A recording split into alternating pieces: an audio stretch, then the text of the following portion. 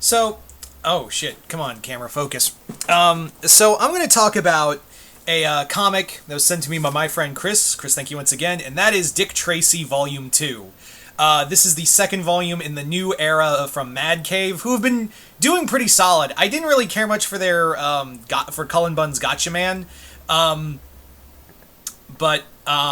basically, I did really enjoy Jeremy Adams' Flash Gordon, and even though I was never really a big fan of Dick Tracy, I had only seen the movie and the comic, and only read a little of the comic, so I had a bare minimum of the character to understand.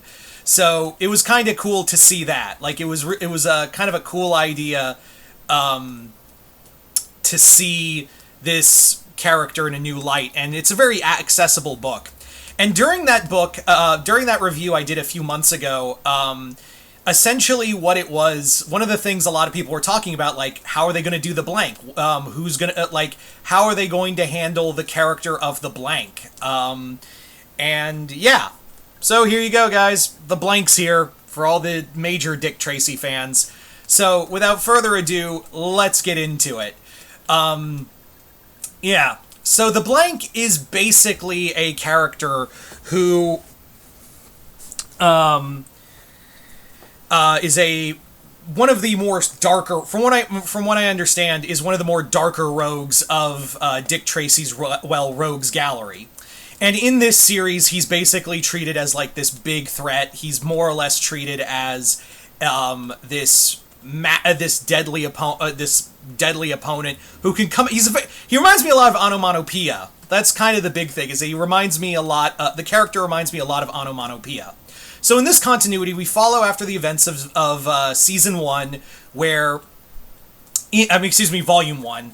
In volume 1, essentially what had happened was Manlips has basically lost control of the criminal empire, and a new crime boss by the name of Fangs has essentially moved in, Fangs Foreman, and he's moved in and is taking control of the city. But at the same time, there's a serial killer called the Blank, I'm sorry about the focus, by the way, who's going around hunting down people and who had ties to the mafia and are killing them. And Dick and his sidekick Patton are trying to find a way to stop them. However, Dick Tracy, who's kind of on the outs with his kind of girlfriend at the moment, Tess, is finding himself in the love affair of a woman known as Breathless Mahoney. Femme Fatale. And if that name sounds dumb to you, don't worry, that's not her real name. I'm not going to spoil it.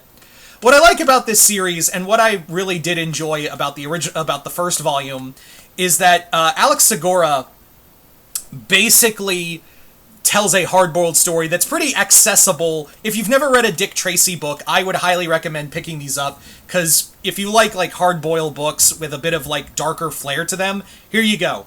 I also really do like that this comic also, much like the original Dick Tracy books, kind of teeter the line of both. They really do they really do walk the line of dark, but not too dark. But there's a little bit of camp too, and there's fun with the book.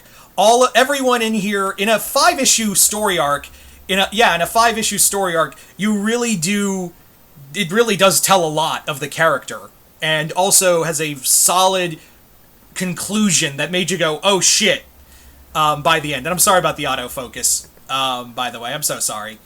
Yeah.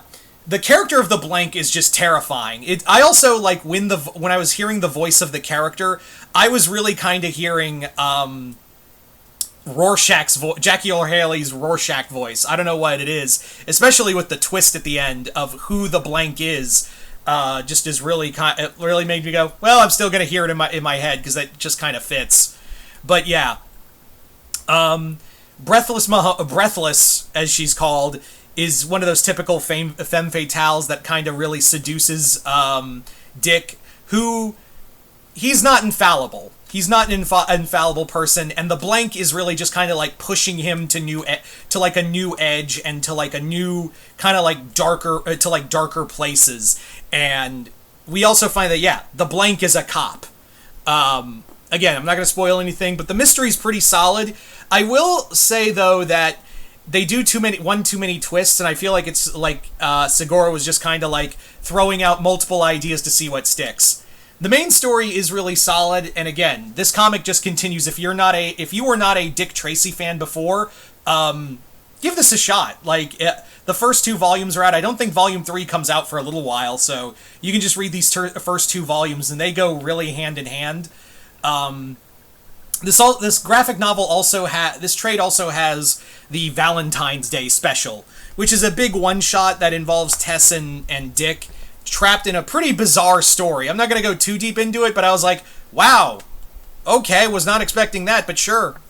All in all, this comic, like, the moment I found out Chris was sending me Volume 2 of Dick Tracy, I was just all excited for it. I was ready for it, and Volume 2 continues to impress, and I really do hope Alex Segura gets to write Daredevil full-time. I know he's written, like, a Daredevil novel, and I think some short stories as well, but I would love to see Segura be, Segura would just be perfect for a full Daredevil run after, however Saladin Ahmed's run ends. So I hope Segura's the next Daredevil guy, because I think he knows how to do, like, some cool street-level stuff. And this just made me go, yeah, he needs to write, after anything with Dick Tracy, he needs to write Daredevil.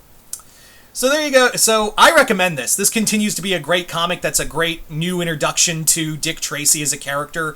It's got some darkness to it, it's got some fun, and yeah, I highly recommend it. It's a great story. So there you go, guys. That's my review of Dick Tracy Volume 2. If you read it, let me know in the comments below. Chris, thank you once again.